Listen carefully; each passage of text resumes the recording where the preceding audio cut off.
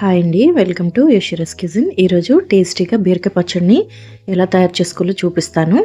మీరు కూడా ఒకసారి ఈ విధంగా ట్రై చేయండి, చాలా బాగుంటుంది. దీనికోసం ముందుగా స్టవ్ వెలిగించి ఒక ప్యాన్ పెట్టి దానిలో ఒక 1 టేబుల్ స్పూన్ ఆయిల్ వేసుకోవాలండి. వేసుకొని ఒక 1 టేబుల్ స్పూన్ జీలకర్ర, 1 టేబుల్ స్పూన్ మినపప్పు, అలాగే 1 టేబుల్ స్పూన్ పచ్చిశనగపప్పు, అలాగే 1/2 టేబుల్ స్పూన్ ధనియాలు వేసుకొని ఒక 2 టేబుల్ స్పూన్ పల్లీలు వేసుకోవాలండి. అలాగే కారానికి తగ్గట్టుగా పచ్చిమిర్చిని ఒక 5-6 వేసుకుంటే సరిపోతుంది. అలాగే ఒక 4 వెల్లుల్లి రెబ్బలను కూడా వేసుకొని ఫ్లేమ్ని మీడియంలో పెట్టి దోరగా వేయించుకోవాలండి. పల్లీలు ఇవన్నీ కూడా మంచి కలర్ వచ్చేదాకా ఫ్రై చేసుకోవాలండి. పల్లీలు వేయటం వల్ల ఈ బీరకాయ పచ్చడికి టేస్ట్ అనేది చాలా బాగుంటుంది.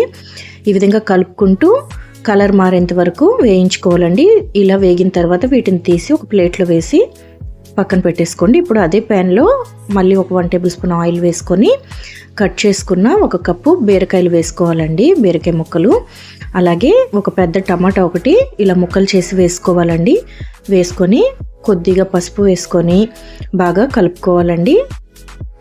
ఈ విధంగా కలుపుకొని ఫ్లేమ్ని మీడియంలో పెట్టి మూత పెట్టుకొని బీరకాయలు టమాటాలు 2 కూడా చక్కగా మగ్గిపోవాలండి. అప్పటి వరకు మధ్య మధ్యలో కలుపుకుంటూ కుక్ చేసుకోవాలి. ఇలా ఒక 10-15 నిమిషాల తర్వాత చూడండి, ఇలా మూత తీసి చూస్తే బీరకాయ లేతగా ఉంటే చాలా త్వరగా కుక్ అయిపోతుందండి. ఈ విధంగా కలుపుకొని స్టవ్ ఆఫ్ చేసి పూర్తిగా చల్లారనివ్వాలండి. ఇప్పుడు ఒక మిక్సీ జార్లో ముందుగా మనం వేయించి పెట్టుకున్న పల్లీల్ని వేసుకోవాలి. వేసుకొని కాస్త బరకగా గ్రైండ్ చేసుకోవాలండి. ఇలా గ్రైండ్ చేసుకోవాలండి. వీడియోలో చూపిస్తున్న విధంగా బరకగా గ్రైండ్ చేసుకుంటే సరిపోతుందండి. ఇప్పుడు దీనిలో ముందుగా మనం వేయించి పెట్టుకున్న బీరకాయ మిశ్రమాన్ని వేసుకోవాలి. ముందుగా ఇవి మాత్రమే గ్రైండ్ చేసుకోవాలండి. వీటన్నిటిని కలిపి గ్రైండ్ చేసుకుంటే దానిలో పప్పులు అనేవి సరిగ్గా నలగవండి, అందుకని విడివిడిగా గ్రైండ్ చేసుకోవాలి. ఇప్పుడు దీంట్లో ఉసిరికాయ అంత చింతపండు వేసుకోవాలండి.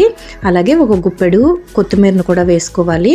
అలాగే ఒక ఉల్లిపాయ అనేది ఇలా ముక్కలుగా కట్ చేసి వేసుకోవాలండి. వేసుకొని రుచికి సరిపడా ఉప్పును కూడా వేసుకోవాలండి. వేసుకొని వాటర్ ఏం అవసరం ఉండదండి, వీడియోలో చూపిస్తున్న విధంగా గ్రైండ్ చేసుకోవాలండి. ఇంతే అండి. దీనికి మీకు నచ్చితే పోపు పెట్టుకొని చేసుకుంటే చాలా బాగుంటుంది. నేనైతే పోపు పెట్టట్లేదండి, ఇలానే బాగుంటుందండి. ఇది రైస్లోనికి చాలా బాగుంటుందండి, టిఫిన్స్లో కూడా, ఇడ్లీ దోశలోనికి ఇంకా బాగుంటుంది. మీరు కూడా ఒకసారి ఈ విధంగా ట్రై చేయండి. చాలా సింపుల్ అండి, టేస్ట్ కూడా చాలా బాగుంటుంది.